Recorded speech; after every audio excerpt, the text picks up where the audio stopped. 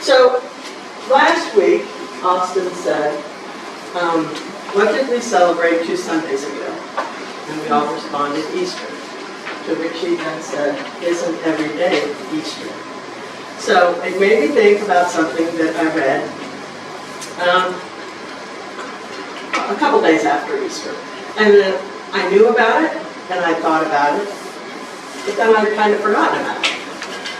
So, and then this morning, you were talking about the song that we sang and how that is how the Hebrews would have sung and clapped and, made all kinds of beautiful noise. So I start this out with, why did Jesus fold the linen cloth that covered his face in the tomb?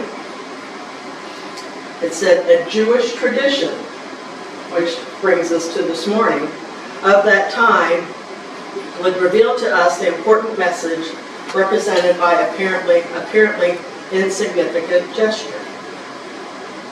St. John's Gospel specifies a curious detail in its recounting of the resurrection. When Simon Peter arrived after John, he went into the tomb and saw the burial cloths there, and the cloth that had covered Jesus' head, not with the burial clothes, but rolled up in a separate place. Why would John not have noted the placement of the burial cloths in light of the astonishing fact of the absence of Jesus' body? And why would he have thought it important to include this detail in his telling of the events at the first Easter Sunday morning? In fact, it was an important detail. According to Father Christian Shankar, the rolling up and placement of this cloth hearkened to a Jewish custom of the time. It related to common practice used by servants and masters of this era. The servant, after he had prepared the dining table for his master, would stand to the side, out of sight of the master, but attentive to the progression of the meal. He wouldn't dare to return to the table until the master had finished his meal. When the master had finished, he would rise, clean his fingers, wipe his mouth and beard, and leave the napkin crumpled on the top of the table. The wrinkled, discarded napkin indicated, I have finished. If, however, for some reason, the master left the table with the intention of returning, then he would crease the napkin in 2 folds and leave it beside his dishes.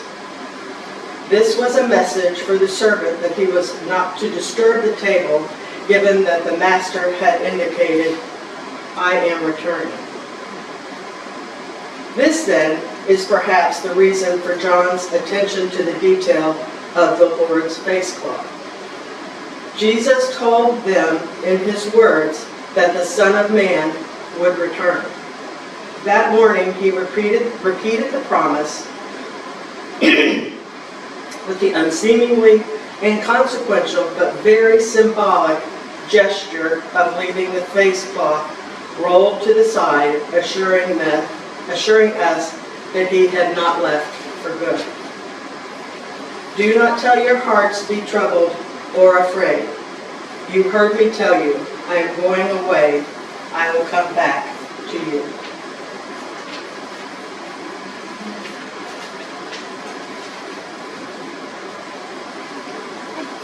Thank you, Gina. Indeed, he is coming back, brothers and sisters. The blink of an eye, he's coming back. Praise be to God for his glorious blessings. Please stand and sing.